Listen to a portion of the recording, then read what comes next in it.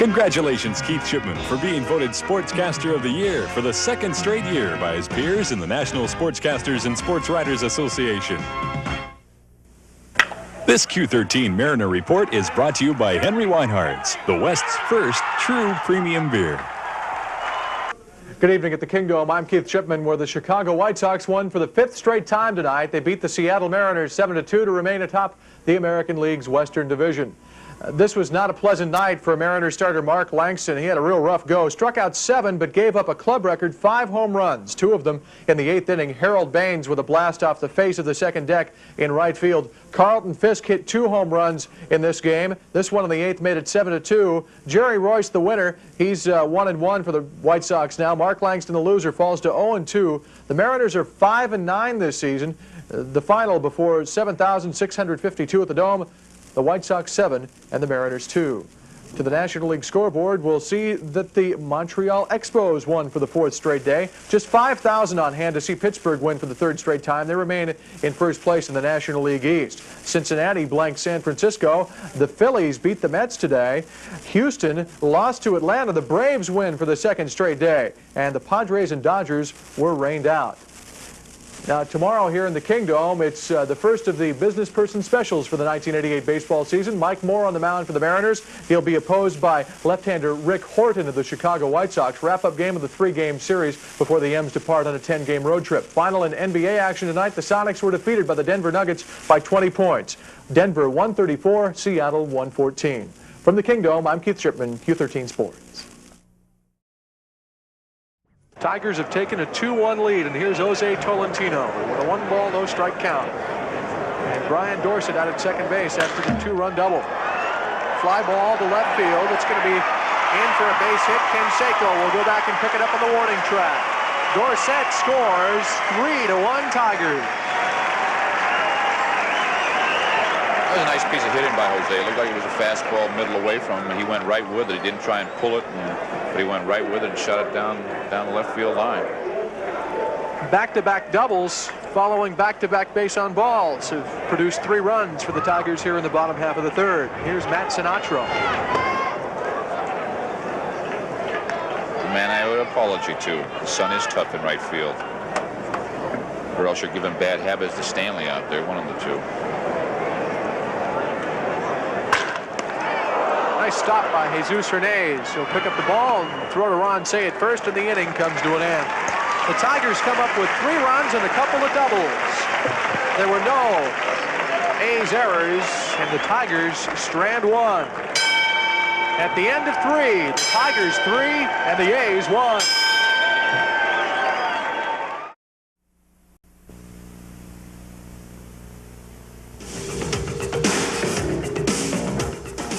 This is a Q13 Sports Report. Good evening. The New York Knicks are searching for a new coach tonight. Rick Pitino resigned today to accept the head coaching spot at the University of Kentucky. Pitino and the Knicks reached a mutual agreement to terminate the final 3 years of his contract in New York, details of which were not announced. Seattle Mariners won in New York tonight, and the kid had his first multiple homer game. We're back with the highlights after this. The Mariners snapped a 3-game losing streak tonight. They beat the New York Yankees 3-2 as Randy Johnson earned his first victory in a Mariner uniform. Johnson came over in the Langston deal from Montreal. He's now aware that the Mariners have an S on their cap, not an M. He pitched 6 innings, fanned 6, as he collected his first American League win. Ken Griffey Jr. belted a pair of home runs, the first a solo shot off the facade of the upper deck in right field in the 2nd inning. The other was a 2-run blast in the 6th to give the Mariners the lead for good. Griffey now has 9 home runs this season. Mike Schooler came on in the 9th to notch his 12th save as the Mariners beat the Yankees 3-2. Rest of the American League tonight, Baltimore over Texas 6-2. Dave Stewart became the American League's first 9-game winner as the A's beat the Red Sox. Cleveland passed Toronto. Detroit leads Chicago in the 9th. California over Milwaukee in the 9th. And the Twins beat the Royals. I'm Keith Chipman, Q13 Sports.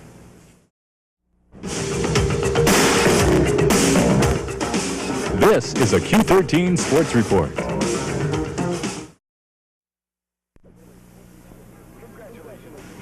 Congratulations, Keith Chipman, for being voted Sportscaster of the Year for the 2nd straight year by his peers in the National Sportscasters and Sports Writers Association. This wasn't much of a rivalry at all in 1960s and 70s. Washington took 16 of the 20 meetings between the two teams. Don James arrived in Seattle in 1975, built an 8-game winning streak against the Cougars. Jim Walden arrived at Washington State in '79, and by 1981, he had the Cougars competitive in this game. The Pac-10's Rose Bowl representative hinged on what happened in Seattle in 1981. A Cougar victory would have sent them to Pasadena for the first time in 50 years, but the Huskies went instead, earning a 23-10 victory in Husky Stadium. The next year, Washington State defeated Washington 24-20, snapping an 8-game losing streak to the Huskies. It was a victory which kept the Huskies from a second straight Rose Bowl appearance, and an especially painful loss for Washington because the Cougars had won but 2 games all year long. And in 1983, Washington State knocked the Huskies out of the Rose Bowl for the second straight year. Kerry Porter rushed for 169 yards in the Cougars' 17-6 victory in Seattle. So it's easy to see why the rivalry intensified, and it's been that way ever since. Perhaps the greatest example of why this game attracts so much attention within our state is geography itself. Though Washington State is 300 miles east of Husky Stadium, approximately 70% of all Cougar graduates live within the greater Seattle metropolitan area. In other words, most Cougar fans live in the Huskies' backyard. There's so many WSU alumni that live over here that put up with us for 10 games and get even with us in one. And I think this year it's our big chance to get even with them. Typically the Huskies have been a better team than us and get more notoriety, and for us it's kind of our way of maintaining our self-esteem. You become emotionally disturbed at times, and the Huskies have had their day, and I'd like to see the Washington State Cougars have their day. Kind of tough, you know. I have to put my hat sideways at times. Even the state lawmakers have become wrapped up in this game. The legislature passed House Joint Memorial 4041 last January, requesting live television of the Apple Cup every year, which prompted insightful debate like, what this does is force a night game in Pullman in November. That's cruel and unusual punishment. Rebutted with, everybody knows that Cougars are hardier than dogs, and this is their chance to prove it. It's more than a sporting event, it's kind of a cultural event in the state of Washington, and it's a chance one Saturday of the year where everybody can kind of put aside their problems and have some good-natured fun with their friends, most of whom either attended one or the other university. I got that old feeling, you know, what they say, I break for all animals except cougars. Oh yes, the Husky Cougar paraphernalia.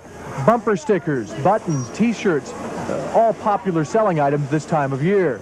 While Husky fans don't break for animals, Cougar fans lock their opponent in the trunk of their car and kick their dogs and throw them in the pound. Who said it's friendly? I don't think it's friendly. We mean business. I don't like the guys over there in the east. I like to support the old purple and gold. The Huskies, it's a rivalry, but they also look forward to playing UCLA, USC. It's got to be the biggest rival for the Cougars, and probably bigger for the Cougars than it is the Huskies. I'll tell you what, Sam, the complexion of this rivalry's changed so much. Dramatically, like you said, since those two schools have gotten together and the Cougars have become competitive, it's really a great rivalry. We'll come back and hear from some of the seniors playing in their last Apple Cup game when we continue in just a moment. It's Ricky Andrews, the Pac-10's leading tackler. It is 3rd and 7 from the 11 of Washington. No backs. Touchdown, Washington State. There's his favorite target, Tim Stallworth. Man-to-man defense.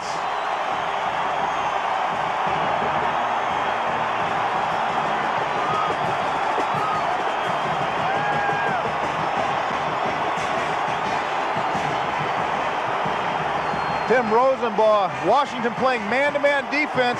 Tim knows that. He looked to his right to get Chico Fraley out of the way and create a throwing lane so that Tim Stallworth could get his 8th touchdown.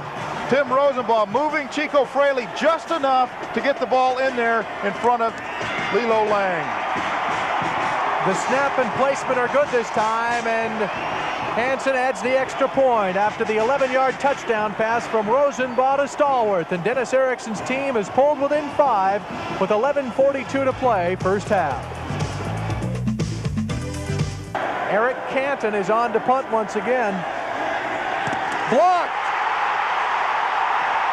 Washington State, Sean Landrum blocks the punt, the first kick blocked this year for a Washington punt team. And they had 2 blocked last year, and Don James said that is one of his concerns to improve this year was the special teams, but Sean Landrum just blows in off the corner, takes the ball right off of Eric Canton's foot, and then the Cougars come up with the recovery.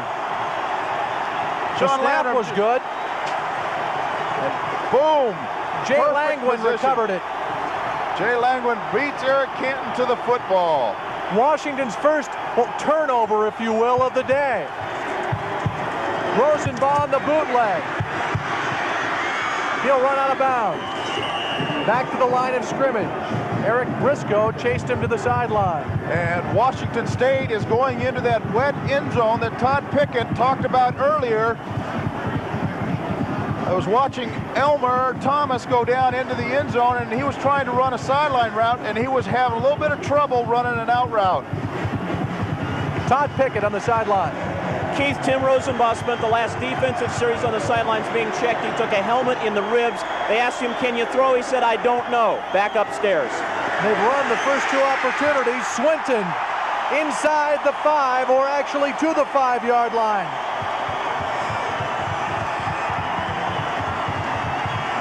Swinton hobbling just a bit as well. A 9-yard gain, and Paul Carr has come on for Washington State as Swinton hobbles with a right ankle, apparently injured.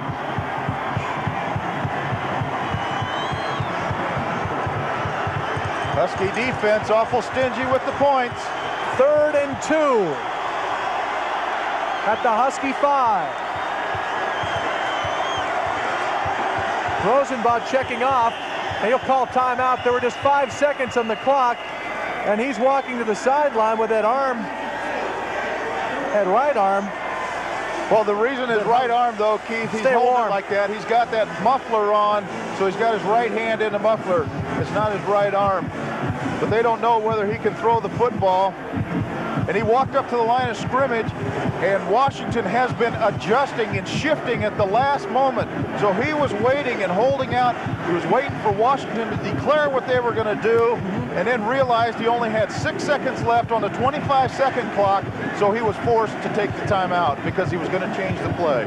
3rd and 2, 9:51 to play, final period here at Martin Stadium. Tim Rosenbaugh had some words to say after last year's game. This year he has let his stats do the talking. Don James, his 14th year at Washington. Cougar offense tops among Pac-10 teams, 10th in the nation. They've scored 46 touchdowns this year. On 3rd and 2, Swinton. He's shy of the first down. They're at the 5. Tony Zachary in to make the stop. And the end zone erupts. That is where Husky fans are located. And Dennis Erickson looks like he's going to go for it on 4th down. Indeed he is. Biggest play of the year for Dennis Erickson's Washington State Cougars. And boy, they had some big ones against the UCLA Bruins. 4th and 2. They are 7 for 11 in 4th down conversions. Bootleg. Rosenbaugh has the first down, has the touchdown.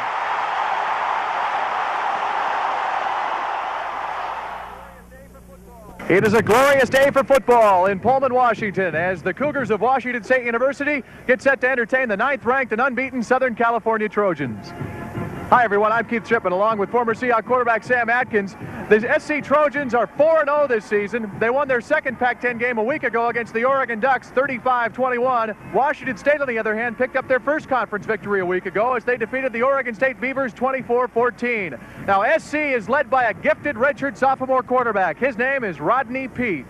Rodney Peete is a great quarterback. He can hurt you with the run. He has a running reputation, but he can throw the ball very well. as he gets back in the pocket. If he cannot find a receiver, though, he's not afraid to turn it, make things happen by running the football. With that in mind, it will be a long day for the Washington State defense. And one of the people we'll key on today is free safety Artie Holmes. Artie Holmes had a big game last week. He had 1 interception, was involved in several tackles. He also had a big game against USC last year where he was involved in 16 tackles. The Cougars have upset on their mind. They haven't beaten Southern Cal since 1956. It's homecoming. There's electricity in the air at Martin Stadium, and we're coming back with the opening kickoff on the Kelly Sports Network.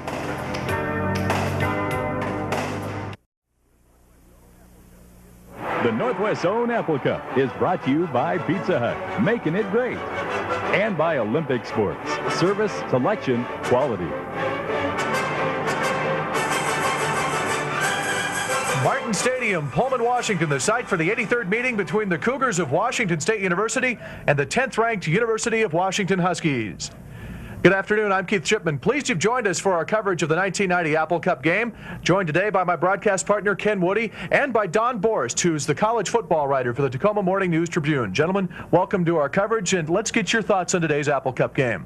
Well, thank you very much, Keith. Right now, the Cougar fans are looking a long afternoon squarely in the face. They're 3-touchdown underdogs, and right now, the way they've played the last 2 weeks, that looks like a pretty clear assessment. Don? Well, I think that the Cougars really need something to happen right away, good for them, because Huskies are the kind of team that'll jump all over them, and if they don't do something to combat that, then the Cougars are going to be in tough shape. Well, this is certainly one week that you cannot sit on the fence. You either wear crimson and gray or you wear purple and gold. And for Husky fans, a trip to the Palouse is not on their list of top 10 favorite vacation spots.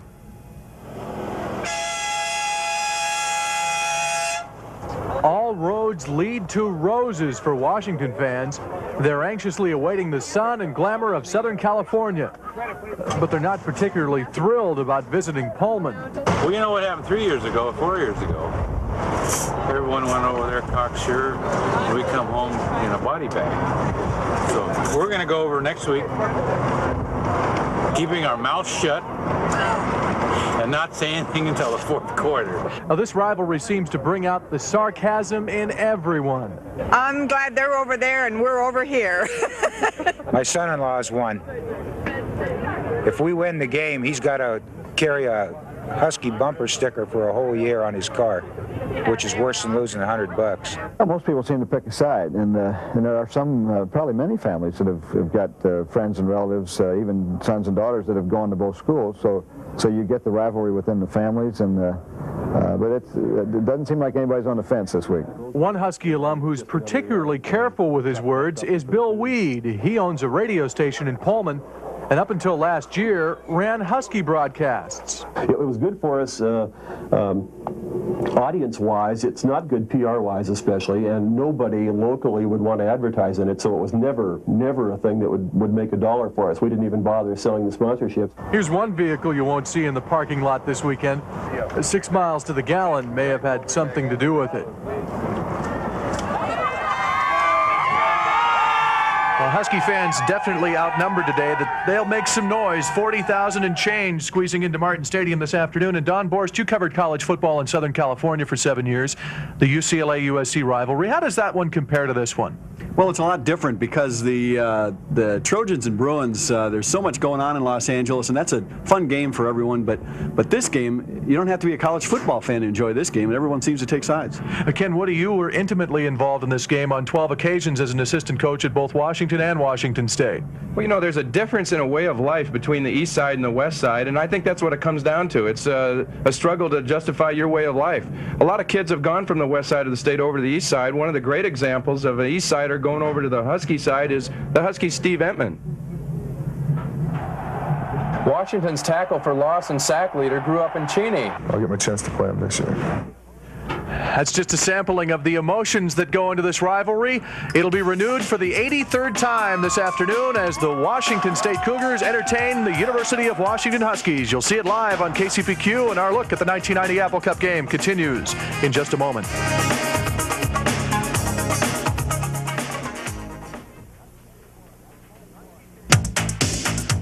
Husky Stadium, 1981. Paul Scanzi's incredible catch in the end zone put Washington in front 10-7 at halftime and catapulted the Huskies into the Rose Bowl as they went on to defeat Washington State 23-10. Well, what we have here today are two teams that have traveled very different paths to get to the 1990 Apple Cup game. Washington State has struggled this season. They enter the game 3-7. They're a 19-point underdog. Mike Price is relying on Drew Bledsoe's arm and perhaps some divine intervention today. Washington has already clinched the conference championship. They'll represent the Pac-10 in the Rose Bowl on New Year's Day. The Huskies were second in the nation before falling to UCLA last weekend. And the Huskies rose to number 2 in the rankings this year behind running back Greg Lewis. Lewis led the Pac-10 in rushing, but he suffered a knee injury last week against UCLA, underwent arthroscopic surgery on Wednesday, and obviously he'll miss this week's game. The most unfortunate aspect of Lewis's injury is that he won't be able to cap what has been the finest single-season performance by a running back in Husky football history. I'm just coming out here and doing things that probably expected me to do when they recruited me. Greg Lewis did not travel with the Huskies to Pullman. It's got to be tearing him up to miss the Apple Cup his senior season. Yeah, let's talk about how much the Huskies will miss Greg Lewis today, Ken. Well, Keith, the Huskies miss him a lot. I thought last week even the coaches did, and it affected the way they coached that game. But the Lewis factor withstanding, the Cougars are going to need a big day from true freshman quarterback Drew Bledsoe if they have a chance to win. He's 18 years old. He's directed the Cougars to 1 victory so far in his 4th start. Head coach Price's decision to go to Bledsoe hasn't been accepted without criticism. The things that Drew does. You know, I get the first helping of turkey if we win. Well, Drew Bledsoe is going to get a real taste of good defense today, Keith. Price's decision to go to Drew Bledsoe, coupled with the Cougars' disappointing season, has drawn a truckload of criticism toward the Cougar head coach. Some are even suggesting that he moves on. Is Mike Price in trouble? Probably not. Price was loose at practice earlier this week, showing no outward signs that he's feeling any pressure about his job. Since starting the 1989 campaign with a 6-1 mark, the Cougars have lost 11 of their past 14 games.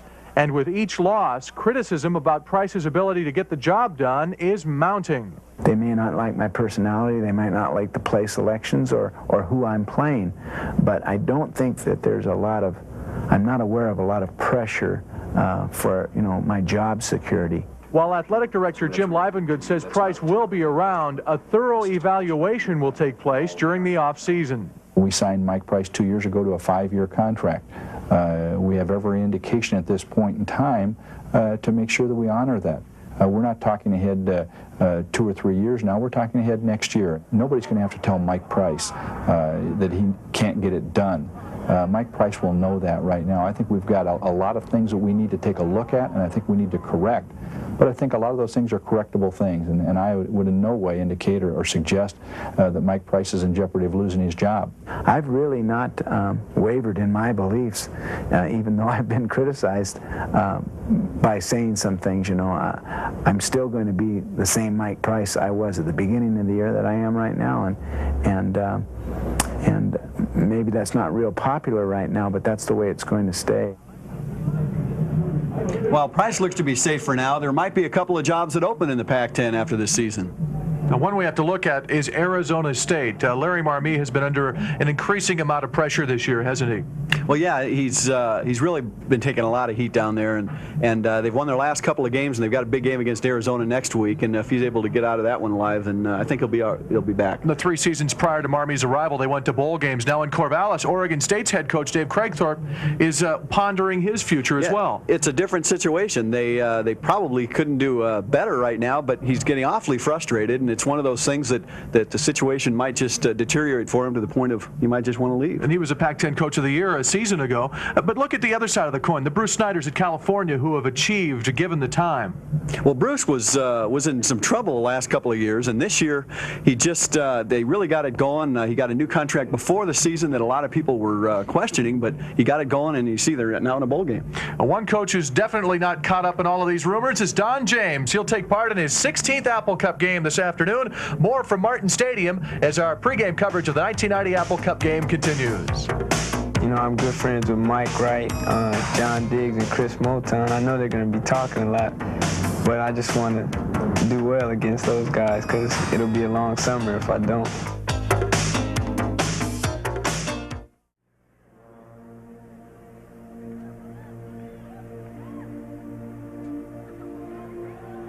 Halftime at Martin Stadium in Pullman, where Washington State leads Oregon State 17-14. We're happy you've joined us today on the Kelly Sports Network. Plenty of activity around the Pac-10 today. 4 games, perhaps the most meaningful played at the Rose Bowl in Los Angeles, where 15th-ranked UCLA entertained Arizona State. And there's the final score, 16-9. Terry Donahue's team had never lost to Arizona State until today. 3 field goals from place kicker David Franny. He is now 6 for 6 this year, replacing John Lee. Arizona State had to come from behind to win this game. It was tied in the third quarter, and Jeff Van Raphorst, who was sacked for the first time today this season, ended up throwing a touchdown pass in the fourth quarter, which helped Arizona State defeat UCLA 16-9. The Bruins have lost 5 consecutive conference openers. Oregon visits 9th-ranked Southern California tonight. The Cougars will meet USC here next Saturday. It's homecoming at Martin Stadium. We'll have delayed coverage on the Kelly Sports Network.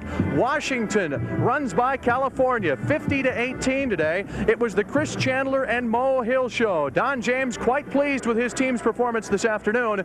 Chris Chandler, watch this, running all over the place and finding Lonzell Hill for a 43-yard touchdown pass in the first quarter, which made the score Washington 10 and the California Golden Bears nothing. A short time later, Chandler would find Mo Hill once again, this time with 3:06 to play in the first quarter. This would make it Washington 20 and California nothing. California's only score today came from Chris Richards, as the Golden Bears and Joe Kapp had all kinds of problems in Husky Stadium in Seattle. Richards had a wonderful afternoon for the California Golden Bears, but in the end it was too much Washington. The 12th-ranked Huskies pick up their 500th victory in school history. They are now 3-1 and meet Stanford next week. And the Stanford Cardinal leads 17-10 over San Diego State in the fourth period. If Stanford hangs on to win, it will be their 4th victory in a row to start the season, and that would be the first time that's happened since 1952. Halftime at Martin Stadium. Washington State leads Oregon State, and we're coming back to Pullman after this. Tonight's Sonics Report is brought to you by Rainier Beer. The only beer to drink around here is Rainier. Good evening, I'm Keith Chipman at the Seattle Center Coliseum. The Sonics have lost their previous 2 meetings with Dallas this year. Nothing doing tonight. Sonics lead Dallas 113-77 with 5 minutes 11 seconds to play. Dale Ellis has had a wonderful night against his former teammates, 36 points thus far. Sonics becoming invincible at home. They opened up an 18-point lead in the second quarter to take command, and they've never been threatened since. That lead has bulged to 36 points here in the fourth quarter. They held Dallas to 19 third-quarter points. Sonics handing John McLeod's team its 6th consecutive loss. Sonics will be back home here Tuesday night against the Los Angeles Clippers. Washington leads Stanford by 3 with 3:38 to play at Heck Edmondson Pavilion in Pac-10 play. California with a 4-point edge over Washington State. The Sun Devils of Arizona State beat Oregon tonight. Arizona leading Oregon State on their home floor, and George Raveling's Southern Cal Trojans lead UCLA in the first half. Washington State in the Kickoff Classic. UCLA has told game organizers they're not interested. Washington State has emerged as the leading contender to meet Notre Dame in the 1989 Kickoff Classic. That all starts the 1989 football season. At the Coliseum, I'm Pete Chipman, Cooper Team Sports. Tonight's Sonics Report has been brought to you by Rainier Beer. The only beer we drink around here is Rainier. 1 away here in the 7th. 20 at second, Weaver at first. And here's the top of the order. Stan Javier. Javier is singled and struck out tonight.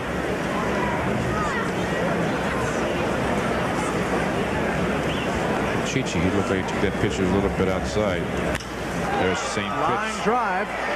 Base hit into center field, knocked down by Eric Fox. 20 comes home to score, 3-1 A's. So Javier has an RBI single. He's 2 for 3 tonight. The A's jump out to a 2-run lead. Fastball, Chichi got it right here on the outside part of the plate. Stayed right with it, didn't try and pull it. He goes ahead and tries to pull that heel ground ball. There's a nice diving attempt by Mr. Fox out there in center field. There's supposed to be, we have got outstanding reports from his defensive ability. They said anything he hit out there in the gaps, he can go ahead and run down. Runners at first and second with 1 away. And here's Lance Blankenship. Takes a look at the ball. He looks like he tries to work that inside part of the plate on right-handers and away from left-handers. So, Tony, I'd like to go ahead and see a little bit more left-handed batters up there. This is a good fastball inside corner. A ball and a strike to Blankenship, who is doubled tonight, actually popped up and grounded out. Lansford doubled back in the first. Blankenship took his spot in the batting order. Broken bat bouncer out to short. Pedrique to first, and there are 2 away. Runners move up 90 feet. There was a kitchen piece that we call, which is one of Eck's favorite words of his vocabulary. Inside and broke his bat right here. Comes, stays inside, jams the heck out of him. Broken bat. Although you'd like to have him hit it a little bit harder so you could have turned the double play. Al has no chance for double play and has to go to first base for the second out of the inning. And here's Jamie Quirk, who's 0 for 1 tonight. He bounced out to second and was hit by a pitch back in the 6th.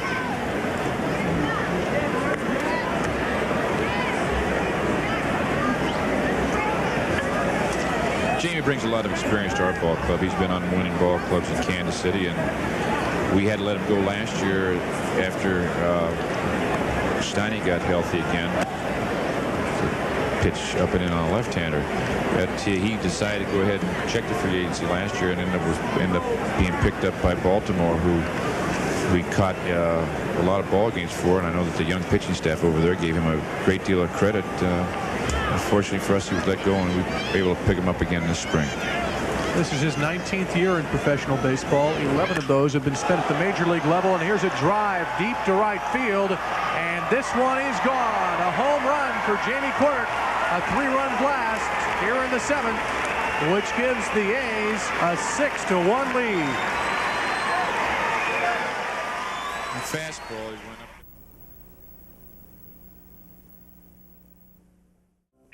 Monday. Billy Ray Cyrus hit it big. Meet his brother, who's still scraping the bottom. Achy, sneaky heart. A current affair Monday night at 7:30.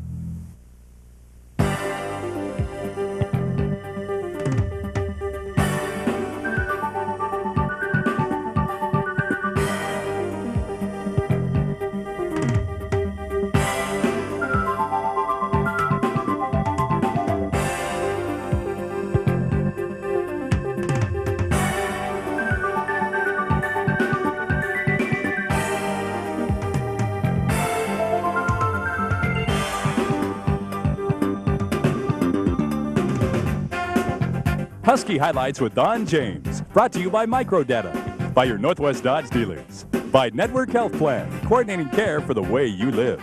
By City University. We are your window. By Caldwell Banker Residential Real Estate. Expect the best.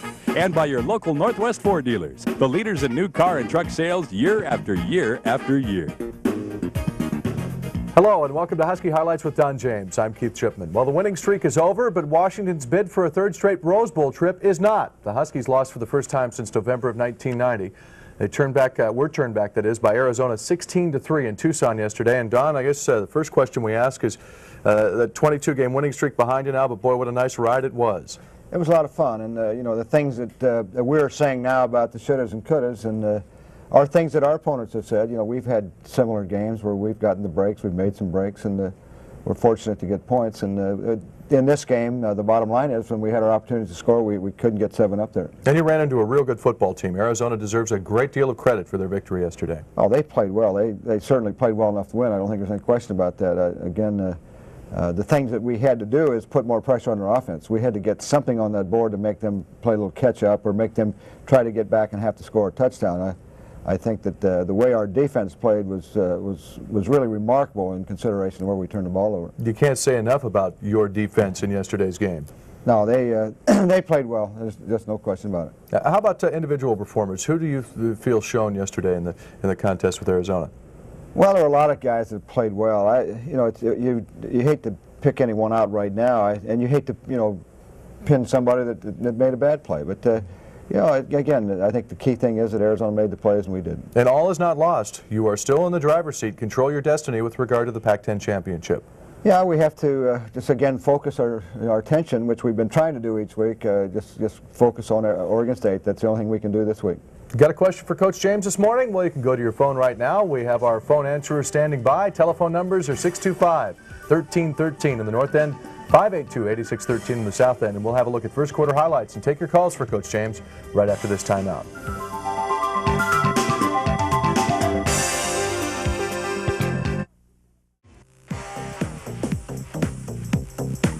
Now, a Q13 Sports Report. Good evening. The Mariners off to a good start at the Dome tonight. They're trying to shake themselves, but they've fallen behind to the Detroit Tigers at the Kingdome. The big unit, Randy Johnson, trying to snap a 7-game losing streak, his longest of his professional career, came out ablazing in the first. He struck out the side. Good start for Mr. Johnson. Ken Griffey Jr. gave him some breathing room with this 2-run homer in the bottom of the second, a 2-run blast. With Henry Cotto aboard, Griffey's 17th home run of the year and a 2-0 Seattle Mariner advantage. Mickey Tettleton homered in the Tigers half of the fourth to tie the game up at 2 apiece.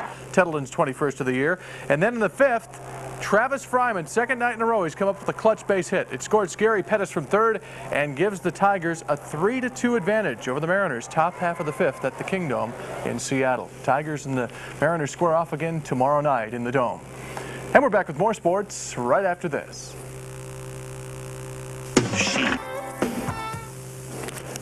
The U.S. Olympic basketball team tuned up for Barcelona with a 40-point exhibition game victory over France today. Jordan 21, Barkley 21. Bird and Stockton did not scrimmage.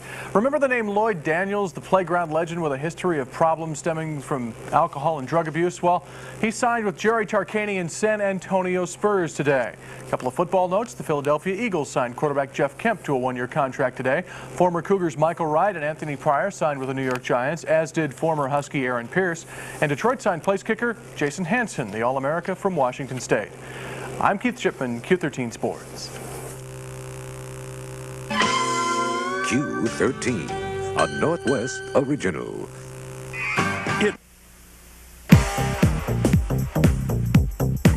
Now, a Q13 Sports Report.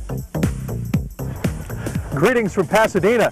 Just one practice remains before the 79th Rose Bowl game. Washington attempting to become the first team to win 3 consecutive Rose Bowl games right here in Pasadena. This is this year's Rose Bowl jersey. What we've been doing in the past is adding 1 rose for each Rose Bowl that we've been to. And this year we decided, since it was kind of a three-peat, that we would have the 3 roses on there to indicate 91, 92, and 93 Rose Bowls. Napoleon Kaufman is looking forward to putting that jersey on for his first start in a Rose Bowl game. The Huskies' leading rusher is also having fun getting ready for Michigan. Last year I didn't get to contribute as much as I wanted to, but I made a few big plays, and this year I'm going to start, I'm going to go in there, and I'm just going to have a good time. The Huskies are a 2.5-point favorite to help Don James improve his Rose Bowl record to 5-1. Now we'll have a complete preview of this game on our Husky Highlights Rose Bowl special. It's coming up for you on New Year's Eve at 7 o'clock right here on Q13. And we're back with more sports right after this. It's Good Thursday, only on Fox! While the Huskies are here in Pasadena, the Cougars are bowling tonight in Tucson. It's the Copper Bowl game, Washington State making its 3rd bowl appearance in the past 11 years. This is Utah's first bowl game since the 1964 Liberty Bowl. They won that game against West Virginia. The Sonics and the Celtics are battling one another at the Kingdome tonight. It's Boston's first visit to the Pacific Northwest since Larry Bird retired. The Sonics host Denver on Saturday night. And we hope that you'll join us for our Husky Highlights Rose Bowl special coming up New Year's Eve at 7 right here on Q13. From Pasadena, I'm Keith Chipman, Q13 Sports. KCPQ presents another Husky Fever Minute. At a mere 5 feet 7 inches tall, no one figured Calvin Jones could play football at the major college level, let alone have a career like he did at Washington in the early 70s. Jones was only the 5th player in Husky history to earn all-conference honors 3 consecutive seasons. As a senior, he was selected to UPI's All-Coast team for the 3rd time and received All-America honors. Jones represented the Huskies in the East-West Shrine Game and the Hula Bowl. He played for 4 seasons with the Denver Broncos in the NFL. Jones was inducted into the Husky Hall of Fame in 1983. He ranks among the top 10 in punt returns and pass interceptions in the Husky record book. This 66-yard interception return is still one of the longest in Husky history. For Husky ticket information, call 543-2200 and join us for Husky Highlights with Don James, a complete recap of the game with your calls to the coach. Sunday morning at 10 on Q13.